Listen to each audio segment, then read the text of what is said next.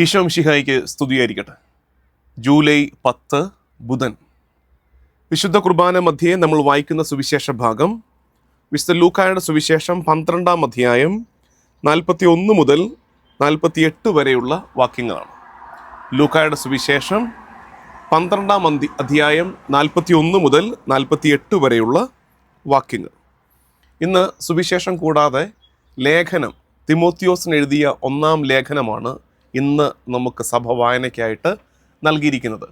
അതും നമ്മൾ ഇന്ന് ചിന്തിക്കും. കാരണം ഇന്ന് സുവിശേഷം വായിച്ചു പോകുന്നതിൻ്റെ ആ ഭാഗത്തിൻ്റെ കണ്ടിന്യൂവേഷനായിട്ടോ അതിൻ്റെ എക്സ്പ്ലനേഷനായിട്ടോ ഒക്കെ നമുക്ക് ലേഖനത്തെ കൃത്യം മനസ്സിലാക്കാൻ പറ്റുന്നുണ്ട്. അതുമാത്രമല്ല, ഇന്നത്തെ ഒരു സസ്പെൻസ് ഒളിപ്പിച്ചു വെച്ചിരിക്കുന്ന ലേഖനമാണ്. അതുകൊണ്ട് അവിടം വരെ ഒന്ന് വെയിറ്റ് ചെയ്യണം, ശ്രദ്ധയോടെ കേൾക്കണമെന്ന് സ്നേഹത്തോടെ ഓർമ്മിപ്പിക്കട്ടെ. സുവിശേഷ ഭാഗത്തിൽ നമ്മൾ കാണുന്നത് ഈശോ പറഞ്ഞു കൊടുക്കുന്ന ആശയം സദാ ജാഗരൂകരായിരിക്കുവിൻ. അതിൻ്റെ എക്സ്പ്ലനേഷനാണ് സദാ ജാഗരൂകരായിരിക്കുവിൻ എന്ന് വെച്ചാൽ സ്വത്തൊക്കെ ഏൽപ്പിച്ചിട്ട് യജമാനൻ പോയിരിക്കുകയാണ്. അങ്ങനെയാണ് അതിനെ മനസ്സിലാക്കേണ്ടത്. സ്വത്ത്, തൻ്റെ സ്വത്ത്, ആരുടെ? യജമാനൻ്റെ സ്വത്ത്, യജമാനൻ്റെ ദാസന്മാരെ ഒക്കെ നമ്മളെ ഏൽപ്പിച്ചിട്ട് യജമാനൻ പോയിരിക്കുകയാണ്. എന്നിട്ടാണ് 43-ാമത്തെ വാക്യം മനസ്സിലാക്കേണ്ടത്. യജമാനൻ വരുമ്പോൾ ജോലിയിൽ വ്യാപൃതനായി കാണപ്പെടുന്ന ഭൃത്യൻ ഭാഗ്യവാൻ. If you are engaged in your duties, അങ്ങനെ കർത്താവ് കണ്ടാൽ നമ്മൾ ഭാഗ്യവാന്മാർ. അപ്പം നമ്മൾ വിചാരിക്കും അങ്ങനെ കാണാതിരിക്കാനുള്ള കാര്യം എന്താ? അതിന് പല കാരണങ്ങളുണ്ട്. ഒന്ന്, ഇവിടെ ഈശോ തന്നെ പറഞ്ഞിട്ടുണ്ട്. എന്ന് വെച്ചാൽ 45-ാമത്തെ വാക്യം, എന്നാൽ ആ ഭൃത്യൻ യജമാനൻ വരാൻ വൈകുമെന്ന് ഉള്ളിൽ കരുതി യജമാനൻ്റെ ദാസന്മാരെയും ദാസിമാരെയും അടിക്കാനും തിന്നുകുടിച്ച് ഉന്മത്തനാകാനും തുടങ്ങിയാൽ പുറകെ ശിക്ഷയാണ്. എന്ന് വെച്ചാൽ കർത്താവിൻ്റെ വരവ് ഉടനെയൊന്നും ഉണ്ടാകില്ല. കർത്താവിൻ്റെ വരവ് ഉടനെയൊന്നും ഉണ്ടാകില്ല. അതിനെ ഇങ്ങനെ മനസ്സിൽ തന്നെ അങ്ങ് നീട്ടിവെക്കും, പോസ്റ്റ്പോൺ ചെയ്യും. അത് പിന്നീടാണ്. അതുകൊണ്ട് നമുക്കുണ്ടാകുന്നൊരു അലസതയുണ്ട്. ആ അലസതയുടെ നെറ്റ് റിസൾട്ട് അറിയാമോ? കർത്താവ് ഏൽപ്പിച്ചവയെ നിന്ദിക്കാൻ തുടങ്ങും. അങ്ങനെയാണ് മനസ്സിലാക്കേണ്ടത്. ഇങ്ങോട്ട് നോക്കിക്കേ, യജമാനൻ വരാൻ വൈകുമെന്ന് ഉള്ളിൽ കരുതി യജമാനൻ്റെ ദാസന്മാരെയും ദാസിമാരെയും അടിക്കാനും തിന്നുകുടിച്ച് ഉന്മത്തനാകാനും തുടങ്ങിയാൽ. ദാസന്മാരെയും ദാസികളെയും അടിക്കാന്ന് വെച്ചാൽ എന്താ? എൻ്റെ ദൈവം എൻ്റെ കരങ്ങളിൽ സൂക്ഷിക്കാൻ ഏൽപ്പിച്ചവയെ നിന്ദിക്കാൻ തുടങ്ങുന്നു. എൻ്റെ ദൈവം എൻ്റെ കരങ്ങളിൽ സൂക്ഷിക്കാൻ ഏൽപ്പിച്ചവയെ, അതെൻ്റെ കുടുംബമാകാം, എൻ്റെ കഴിവുകളാകാം, എൻ്റെ ആരോഗ്യമാകാം. ചില ദുശീലങ്ങൾക്കൊക്കെ അടിമപ്പെട്ട് സ്വന്തം ആരോഗ്യത്തെ നശിപ്പിക്കുമ്പോൾ ഇതാ സംഭവിക്കുന്നത്. യജമാനൻ ഏൽപ്പിച്ചതിനെ നമ്മൾ അടിക്കാനും നിന്ദിക്കാനും തുടങ്ങുകയാണ്. കർത്താവ് ഏൽപ്പിച്ച സമയം അലസതയോടെ ഒരു പണിയും ചെയ്യാതെ സമയം കളയുമ്പോഴേക്കും ദൈവം ഏൽപ്പിച്ചവയെ നമ്മൾ അടിക്കാനും നിന്ദിക്കാനും തുടങ്ങുകയാണ്. അപ്പോൾ കർത്താവ് വരാൻ വൈകും എന്ന ചിന്ത തലേ കയറിയിട്ട് പിന്നെ അതിനെ ഇങ്ങനെ നീട്ടിവെക്കുകയാണ്. ഉത്തരവാദിത്തങ്ങൾ ഫുൾഫില്ല് ചെയ്യാതെ ഇങ്ങനെ പോസ്റ്റ്പോൺ ചെയ്തു പോവുകയാണ്. അത് അപകടമാണ്. ഇപ്പോൾ പറഞ്ഞൊന്ന് മനസ്സിലാക്കിക്കേ. ഞാനത് അല്പം കൂടെ ഒന്ന് ഡെപ്തിൽ മനസ്സിലാക്കി തരാൻ ശ്രമിക്കുകയാണ്. യജമാനൻ കുറേ കാര്യങ്ങൾ നമ്മളെ ഏൽപ്പിച്ചിട്ട് പോയിരിക്കുകയാണ്. തിരിച്ചു വരുമ്പോൾ ഏൽപ്പിച്ച ഉത്തരവാദിത്തങ്ങൾ ചെയ്യുന്നതായിട്ട് കണ്ടാൽ നമ്മൾ ഭാഗ്യവാന്മാർ. ഏൽപ്പിച്ച ഉത്തരവാദിത്തങ്ങൾ ചെയ്യാതിരിക്കാനുള്ള കാരണം എന്താണ്? ഒരു കാരണം നീട്ടിവെക്കുന്നു. യജമാനൻ്റെ വരവ് ഉടനെയും ഉണ്ടാകില്ല. അങ്ങനെ നീട്ടിവെക്കുന്നവർ ചെയ്യുന്ന പ്രവൃത്തി എന്താ? ദൈവം ഏൽപ്പിച്ചവയെ നിന്ദിക്കുന്നു.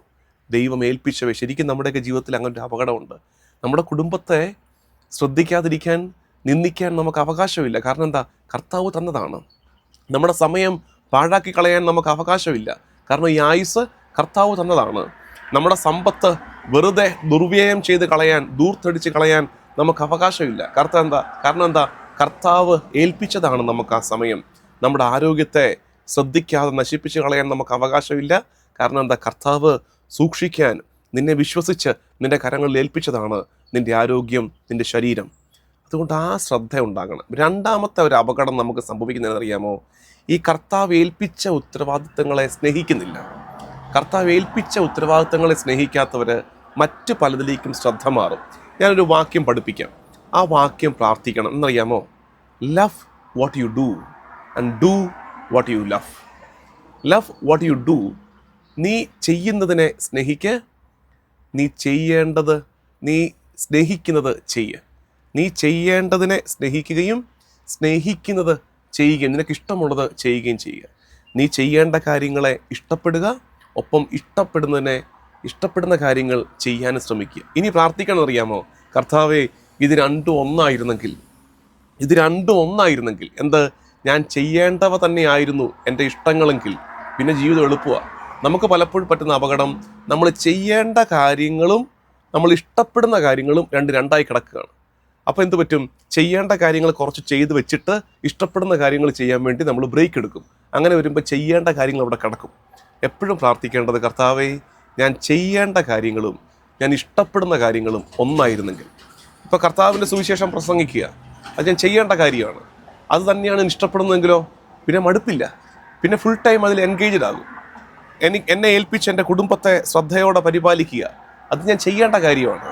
അത് തന്നെ ഇഷ്ടപ്പെടുന്നതെങ്കിലോ പിന്നെ മറ്റ് അനാവശ്യ കൂട്ടുകെട്ടുകളുടെ പുറകെ, മറ്റ് ദുശീലങ്ങളുടെ പുറകെ ഞാൻ പോകില്ല, കാരണം അത് ഞാൻ ഇഷ്ടപ്പെടുന്ന കാര്യമാണ്. നമുക്ക് പറ്റുന്ന അപകടം എന്താ, ചെയ്യേണ്ട കാര്യങ്ങൾ ഒരു സ്ഥലത്ത് നിൽക്കുന്നു, വാട്ട് യു മസ്റ്റ് ഡു ഇപ്പുറത്ത്, വാട്ട് യു ആക്ച്വലി ലവ്, നീ ഇഷ്ടപ്പെടുന്ന കാര്യങ്ങൾ മാറിയിരിക്കുന്നു. അപ്പോൾ ഈ അകലം അപകടമാണ്. അപ്പോൾ ഞാൻ അതുകൊണ്ടാണ് പറഞ്ഞത്, കർത്താവേ ഞാൻ ചെയ്യേണ്ട കാര്യങ്ങളെ സ്നേഹിക്കാൻ, അത് തന്നെയാകട്ടെ ഞാൻ ഇഷ്ടപ്പെടുന്ന കാര്യങ്ങളും, അതിനുവേണ്ടി പ്രാർത്ഥിച്ചൊരുങ്ങണം. ഇങ്ങനെ പറയാൻ കാര്യം എന്നറിയാമോ, നമ്മൾ ഈ റെസ്പോൺസിബിലിറ്റീസ് ഫുൾഫിൽ ചെയ്തേ പറ്റൂ ആസ് വി ആർ ക്രിസ്ത്യൻസ്. അതിൻ്റെ കാരണം ഈശോ പറയുന്നുണ്ട്, യജമാനൻ്റെ ഹിതം അറിഞ്ഞിട്ടും അതനുസരിച്ച് പ്രവർത്തിക്കുകയോ അതിനൊരുങ്ങുകയോ ചെയ്യാത്ത ഭൃത്യൻ കഠിനമായി പ്രഹരിക്കപ്പെടും. നമ്മൾ ഇന്ന് ദൈവകരുണയെക്കുറിച്ച് ഒത്തിരി പറഞ്ഞേ നമുക്കൊരു വിചാരമുണ്ട്, നമ്മൾ സേഫ് ആയിരിക്കും, നമ്മളങ്ങ് ജാമ്യം എടുക്കുക, ബെയിലെടുത്ത് വെച്ചിരിക്കുക, ദൈവകരുണയിലാണ് ചാരി വെച്ചിരിക്കുന്നത് നമ്മളെ.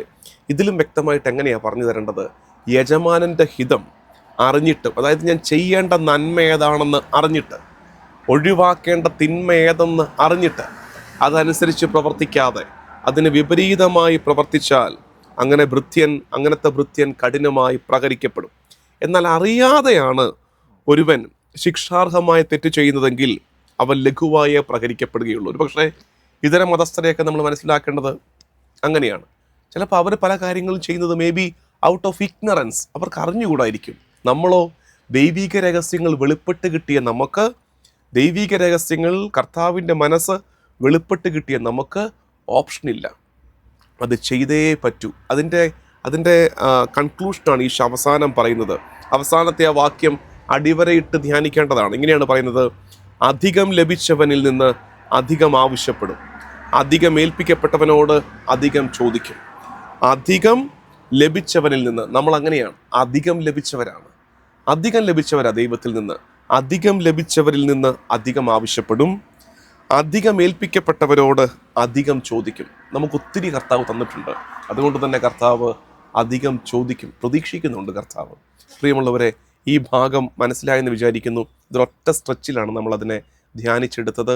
പക്ഷെ നമുക്കത് ആവശ്യമുണ്ട്, നമ്മളത് ചിന്തയിലെങ്കിലും ഒന്ന് മനസ്സിലാക്കി വെക്കേണ്ടത്. കർത്താവ് കുറേ കാര്യങ്ങൾ ഒന്നുകൂടെ മനസ്സിലാക്കാൻ വേണ്ടി പറഞ്ഞു തരികയാണ്. കർത്താവ് കുറേ കാര്യങ്ങൾ നമ്മളെ ഏൽപ്പിച്ചിട്ട് പോയിരിക്കുന്നു. കർത്താവ് ഏൽപ്പിച്ചവ ശ്രദ്ധയോടെ ചെയ്യുന്നതായിട്ട്, പരിപാലിക്കുന്നതായിട്ട് കർത്താവ് കണ്ടാൽ അനുഗ്രഹം. അപ്പോൾ അങ്ങനെ ശ്രദ്ധയോടെ പരിപാലിക്കാതിരിക്കാൻ, ആ കാര്യങ്ങളിൽ ആ ഉത്തരവാദിത്വം നിർവഹിക്കാതിരിക്കാൻ നമ്മൾ ഒഴികഴിവ് കണ്ടെത്തുന്നത് രണ്ട് കാര്യങ്ങൾ. ഒന്ന്, നമ്മൾ കർത്താവ് ഉടനെയൊന്നും വരില്ല, നീട്ടിവെക്കും. എൻ്റെ അവസാനം ഞാൻ ഇപ്പോഴെങ്കിലും മരിക്കത്തില്ല, എൻ്റെ മരണമാണ് കർത്താവിനെ കാണുന്ന നേരം, ഞാൻ ഇപ്പോഴെങ്കിലും മരിക്കത്തില്ല, കുറച്ച് കഴിയുമ്പോൾ നന്നാകാം, നീട്ടിവെക്കുക, അതൊരു അപകടം. രണ്ട്, കർത്താവ് ഏൽപ്പിച്ച കാര്യങ്ങളെ, ഞാൻ ചെയ്യേണ്ട ഉത്തരവാദിത്തങ്ങളെ സ്നേഹിക്കാതെ മറ്റു പലതിനെയും സ്നേഹിക്കാൻ പോകുന്നു. അപ്പോഴാണ് നമ്മൾ പ്രാർത്ഥിക്കണമെന്ന് പറഞ്ഞത്, കർത്താവേ ഞാൻ ചെയ്യേണ്ട ഉത്തരവാദിത്തങ്ങൾ, ഞാൻ ചെയ്യാൻ ഇഷ്ടപ്പെടുന്ന കാര്യങ്ങൾ തന്നെ ആകട്ടെ, ഞാൻ ചെയ്യേണ്ടവയും ഞാൻ ഇഷ്ടപ്പെടുന്ന കാര്യങ്ങളും രണ്ടും ഒന്നാകട്ടെ. അങ്ങനെ ഒന്നായാൽ പിന്നെ മടുപ്പില്ലാതെ ദൈവത്തിൻ്റെ ഹിതം നിറവേറ്റാൻ നമുക്ക് പറ്റും.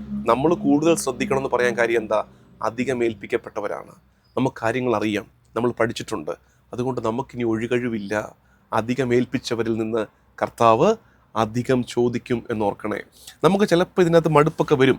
ഞാൻ ഇനി ലേഖനം ഉണ്ടല്ലോ, ഇന്ന് നമ്മൾ കുർബാന മധ്യേ വായിക്കുന്ന ലേഖനം ശരിക്കും എൻ്റെ ലൈഫിൽ ഭയങ്കരമായിട്ട് എന്നെ സ്വാധീനിച്ചൊരു ലേഖനമാണ്.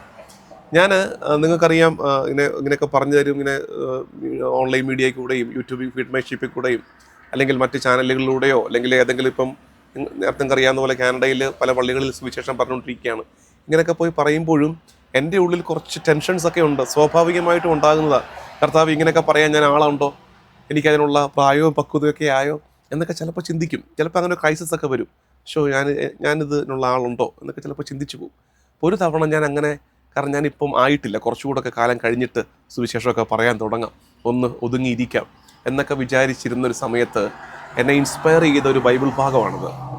ആ ബൈബിൾ ഭാഗമാണ് ഇന്നത്തെ ലേഖനം. ശരിക്കും നിങ്ങൾക്കൊക്കെ ഉണ്ടല്ലോ ദൈവത്തിരുഹിതം നിറവേറ്റാൻ, അത് സുവിശേഷ വേല തന്നെ ആകണമെന്നില്ല. തീർച്ചയായിട്ടും എല്ലാവരും സുവിശേഷം പറയാൻ വിളിക്കപ്പെട്ടവരാണ്. എന്നാലും നമ്മുടെ കുടുംബജീവിതത്തിന് ദൈവവിളി സ്വീകരിച്ചവർ അത്തരം ഉത്തരവാദിത്തങ്ങൾ, നന്മ ചെയ്യേണ്ടത്, കർത്താവിനെ കുറിച്ച് ആർക്കെങ്കിലും ഒന്ന് പറഞ്ഞു കൊടുക്കേണ്ടത്, അത്തരം ഉത്തരവാദിത്തങ്ങൾ ഫുൾഫില്ല് ചെയ്യാൻ എപ്പോഴെങ്കിലും നമുക്കൊരു മടുപ്പ് അനുഭവിക്കുമ്പോൾ നമ്മൾ വായിക്കേണ്ട ഭാഗമാണിത്. തിമോത്തിയോസിന് എഴുതിയ 1-ാം ലേഖനത്തിൻ്റെ 4-ാം അധ്യായം 12 മുതൽ 16 വരെയുള്ള വാക്യങ്ങളാണ് ഇന്ന് വായിക്കാൻ നൽകിയിരിക്കുന്നത്. 11 തൊട്ട് വായിക്കാം. അവിടെ തൊട്ടാണ് ഒറ്റ പാരഗ്രാഫായിട്ട് വെച്ചിരിക്കുന്നത്.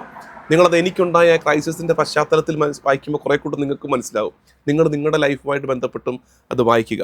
11-ാമത്തെ വാക്യം എന്ന് വെച്ചാൽ എന്താ അറിയാമോ? നിങ്ങൾ മനസ്സിലാക്കേണ്ടത്, ഞാനൊന്ന് അധികം പ്രസംഗമൊന്നും പറയാതെ അടങ്ങിയിരിക്കാം, എന്നെക്കൊണ്ട് ഇപ്പോൾ അതിനുള്ള ആവതില്ല, അല്ലെ അതിന് മാത്രം ഞാൻ ആയിട്ടില്ല, അതിനുള്ള പ്രായമായിട്ടില്ല, അതിനുള്ള ഇരുത്തം വന്നിട്ടില്ല എന്നൊക്കെ ചിലപ്പോൾ ചിന്തിച്ച് ക്രൈസിസിലായ നേരത്ത് കിട്ടിയ കർത്താവ് തന്ന ഉത്തരവായിട്ട് മനസ്സിലാക്കണം. അപ്പോൾ നിങ്ങളുടെ ലൈഫിലും നിങ്ങളിത് ധ്യാനിച്ച് മനസ്സിലാക്കണം. 11-ാമത്തെ വാക്യം ഇങ്ങനെയാണ് തുടങ്ങുന്നത്.